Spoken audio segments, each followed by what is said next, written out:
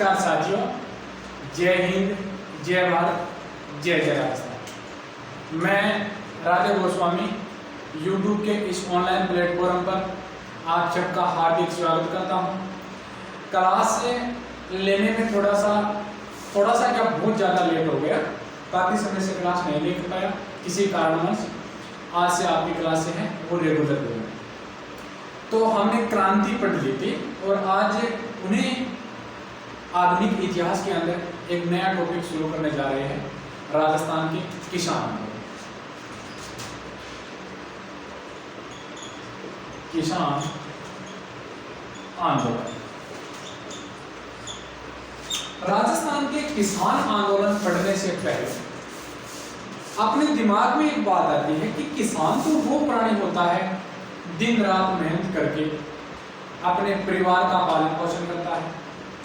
उसके बाद परिवार का ही नहीं, गांव का नहीं, एक देश का पालन पोषण करता है, फिर भी वो आंदोलन कैसे कर सकता है, ये बात आ रही है दिमाग में। तो बहुत सारे ऐसे कारण हो गए होंगे कि जिनसे किसान को आंदोलन करना पड़ा। बताया जाता है कि एक राजस्थान के अंदर अपने ठिकाना हुआ करता था, नाम था बिजोलिया। इस बिजोलिया में हर एक किसान पे 84 प्रकार की लाग ली जाती थी, 84 प्रकार के कर लिए जाते थे। किसान के पास में एक ही चारा होता है, कृषि। अब कृषि करते हुए वो दिन रात मेहनत करता है और मेहनत करने के बाद में जब फसल को निकाल कर घर लेकर जाता है तो मतलब मानकर चलो किसी 10 कुंटल अनाज किसी किसान के खेत में हुआ तो वो घर पर 3 कुंटल लेकर जाता था, 7 कुंटल तो भूर राजस्व कर में चला जाता। किसान की हालत बहुत ज़्यादा खराब हो गई, तभी जाकर किसान ने कर दिया। अपने दिमाग में बात आती है कि राजस्थान का वह किसान आंदोलन। तो राजस्थान से पहले आपसे क्वेश्चन पूछा जाए कि भारत का प्रथम किसान आंदोलन कौन सा था? राजस्थान का प्रथम किसान आंदोलन, प्रथम किसान आंदोलन आपसे पूछा जाए तो 1860 में हुआ था। कौन सा? बंगाल का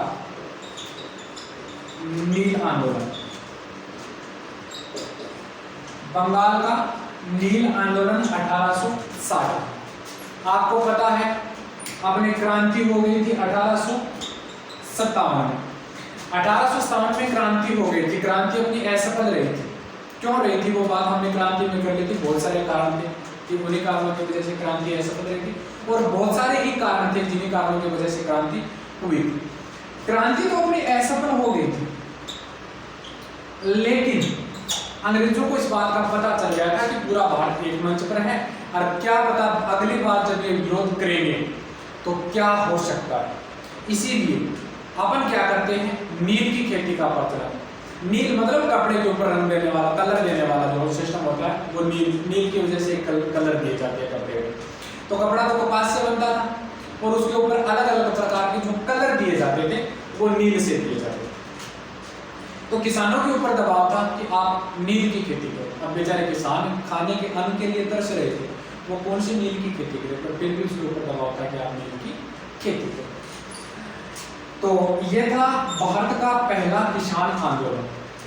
पूछा जाए राजस्थान का प्रथम किसान आंदोलन कौन सा था? राजस्थान का प्रथम किसान आंदोलन, तो याद रखना राजस्थान का प्रथम किसान आंदोलन कौन सा था? बिजोलिया। बिजोलिया कहां पर पड़ता है? यह स्थान पड़ता है भीलवाड़ा में। यह राजस्थान का प्रथम किसान आंदोलन था। पूछा जाए कब हुआ था? वैसे तो लंबे 44 साल तक चला था, लेकिन यह शुरू कब होता है? 1897 में। भारत का पहला ये है, राजस्थान का पहला ये है। अब बात करते हैं कि क्या कारण रहे होंगे। कुछ कारण तो रहे हैं, तभी तो किसानों ने आंदोलन किए थे। कारण की यदि बात की जाए तो पहला कारण तो यह था कि करों की संख्या अधिक की संख्या क्या थी? अधिक। दूसरा कारण महिला और किसान पर अत्याचार, महिला और किसानों पर अत्याचार हो रहे थे, इसीलिए किसानों ने आंदोलन की। तीसरा कारण क्या रहा होगा? बेगार। बेगार होती थी कि किसी ठिकाने में कोई काम करवाना है, चाहे वो कृषि का काम हो, कोई और काम हो, वो काम यदि करवाना है तो किसानों को बुलाते थे काम करने के लिए, उसको पैसे भी नहीं मिलते थे, फ्री के अंदर काम करवाया जाता था। जो फ्री में काम करवाते थे तो किसान इस बात से दुखी थे कि हमसे बेगार ली जा रही है। चौथा कारण था लाटा कूदा।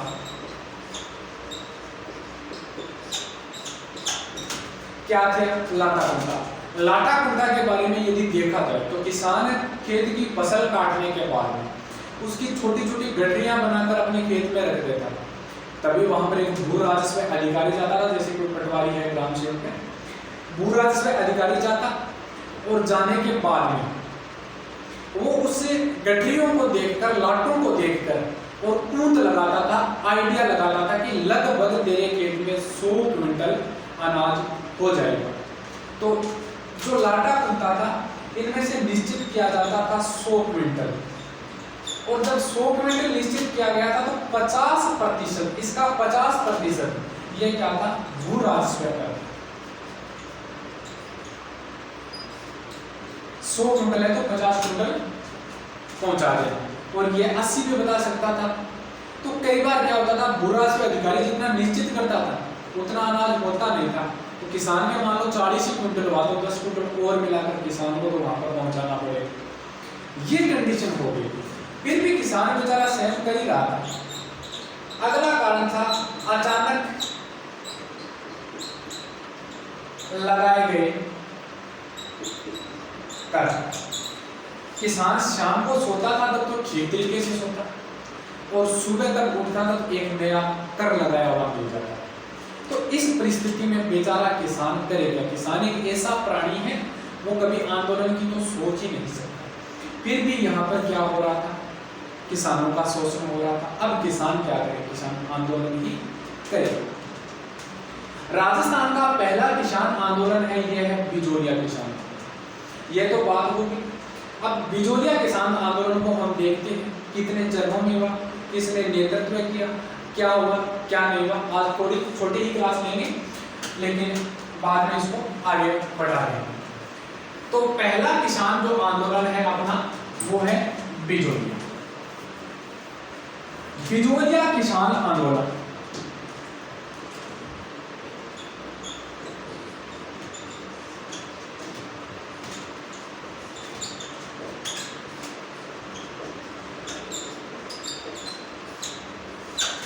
बिजोलिया वर्तमान भीलवाड़ा के अंदर पड़ता। ये मेवाड़ का प्रथम श्रेणी का ठिकाना हुआ करता। मेवाड़ का प्रथम श्रेणी का ठिकाना हुआ करता था। मेवाड़ के अंदर कुल 16 ठिकाने थे। मेवाड़ के अंदर कुल 16 ठिकाने थे। इनमें से प्रथम श्रेणी का ठिकाना कौन सा था? बिजोलिया। पूछा जाए इस बिजोलिया ठिकाने का संस्थापक कौन था? बच्चों, बिजोलिया ठिकाने का संस्थापक यदि पूछा जाए तो इसका जो संस्थापक था यह था अशोक परमार। अशोक परमार बिजोलिया ठिकाने का संस्थापक। कौन था अशोक परमार? कहां से आया था? तो ये आया था जगनेल बर्दपुर से। आपने घटना सुनी होगी 17 मार्च 1527 की। क्या हुआ था 17 मार्च 1527 को? 17 मार्च 1527 को यहाँ पर युद्ध लड़ा गया था खानवा, बर्दपुर की रूपवास तहसील के अंदर। किस किस के बीच में हुआ था? बाबर और सांगा के बीच। बाबर इससे पहले 21 अप्रैल 1526 को 21 अप्रैल 1526 को कौन सा युद्ध लड़ के आया था? पानीपत का प्रथम युद्ध। इस युद्ध में इब्राहिम लोदी को पराजित करके आया और अगला आक्रमण कर देता है सांगा पर। जब सांगा के साथ में यह लड़ाई हो रही थी तो सांगा ने सोचा क्या पता कितना शक्तिशाली शासक है बाबर, इससे अच्छा मैं क्या करता हूँ, पाती पर्वत पर। ये बात मैंने आपको बता रही, जब वो मैंने बताया था तब बताया था। पाती पर्वत प्रथा इसका प्रचलन करता है और इस प्रथा के तहत 7 राजा 9 और 104 सरदार खाना लड़ने के लिए आए थे। अब बच्चों क्या हुआ था, इस पाती पर्वत प्रथा के तहत जो 7 राजा आए थे इनमें से एक कौन आया था? अशोक परमार आया था। तो इस लड़ाई से या इस लड़ाई में साथ देने के कारण राणा सांगा ने यह भेंट किया था किसको? अशोक परमार को। भेंट कौन करता है भाई? सांगा करता है। बिजोलिया ठिकाना मेवाड़ का प्रथम श्रेणी का ठिकाना था और भेंट किसने किया था? अशोक परमार को सांगा ने भेंट किया। यहां पर बताए जाते हैं कि जो कर थे ये 84 प्रकार के। कितने प्रकार के कर थे? 84 प्रकार के कर थे। 84 तो ये कर है। इनके बाद में क्या? इनके बाद में समस्याएं और भी थी। कौन सी थी? सबसे बड़ी बेगार और लाटा था।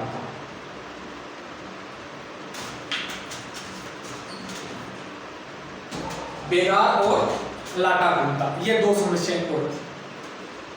तो ये जो आंदोलन है ये 3 चरणों में पूरा हुआ। आंदोलन 3 चरणों में हुआ। तो इसका प्रथम चरण देखते हैं आज। प्रथम चरण कब से कब तक चला था? पूरा बिजोलिया किसान आंदोलन यदि पूछा जाए आपसे तो ये 1897 में तो शुरू हुआ था और चला कब तक था? 1941 तक चला। पहला चरण 1897 में शुरू होता है और कब तक चलता है? 1897 से लेकर और 1916 तक चलता है। इसमें कोई विशेष बात नहीं होगी, सिर्फ 2 घटनाएं याद रखनी है, उसके बाद में अगला चरण पड़ेगा। तो प्रथम चरण 1897 से 1916 तक चला। यहाँ पर मेवाड़ के अंदर, बिजोलिया के अंदर एक गांव है, नाम है गिरधारीपुरा।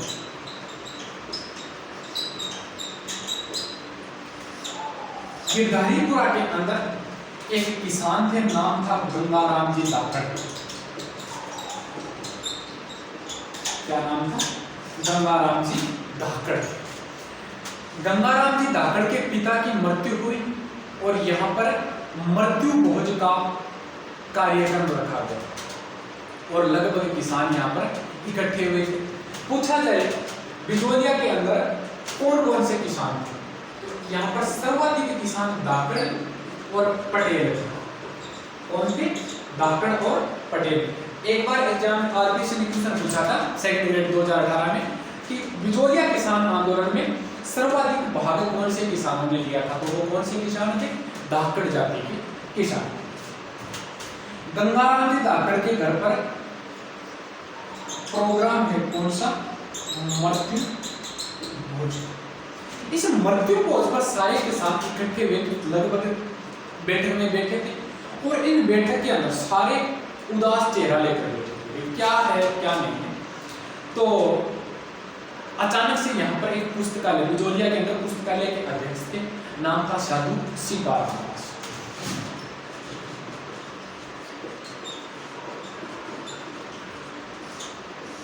साधु सीताराम दास जी पहुंचा और कहा भाई कैसे चेहरा उतार कर? तो किसी ने कहा पूछो ही मत, क्या ही बताया हमको आपको, क्या होता है क्या नहीं होता है, कैसे कि 84 प्रकार के कर लिए जाते हैं। एक जो पौधा होता है बुआई कर देता है, सिंचाई कर देता है, कटाई कर देता है, ढुलाई कर देता है, यहाँ तक कि इतने कर देकर घर पहुँचता है, पहुँचते पहुँचते करों में खत्म हो जाता है। तो इतने करें क्या? तो इतने करें हाँ, तो कि चेक करो आप इस चीज को, करिए आप बिजोलिया ठिकाना इसका ठिकानेदार ले रहा है या मेवाड़ का राजा ले रहा है? तो मेवाड़ का ठिकाना क्रांति के समय, सॉरी आंदोलन के समय मेवाड़ का शासक नाम था फतेह सिंह। कौन था? फतेह सिंह। और पूछा जाए बिजोलिया आंदोलन के दौरान यहाँ का जो ठिकानेदार था वो कौन था, तो वो था करशन सिंह। तो साधु सीताराम दास ने कहा था कि आप चेक करो इस बात को कि साधु सीताराम दास बोलता है कि जो कर है ये फतेह सिंह ले रहा है या फिर करशन सिंह ले रहा है, बिजोलिया ले रहा है या फिर मेवाड़ ले रहा है। बात तो ठीक है, चेक किया जाए। चेक किया जाए तो चेक करने के लिए किसको भेजो? कोई पढ़ा लिखा आदमी जाए, वही तो जाकर महाराणा से बात कर सकता है, अन्यथा तो एसपी से जाकर बात करे कौन? तो दो अपने पुस्तकालय के कर्मचारी निकाल कर लेकर जो महाराणा फतेह सिंह से बात करने के लिए जाएंगे, वो कौन कौन सी? ये ठिकानेदार है ना, ठिकानेदार। तो पुस्तकालय की जो एक तो आएगा नानक जी की, सॉरी नानक जी पटेल, और एक आएगा ठाकरे पटेल।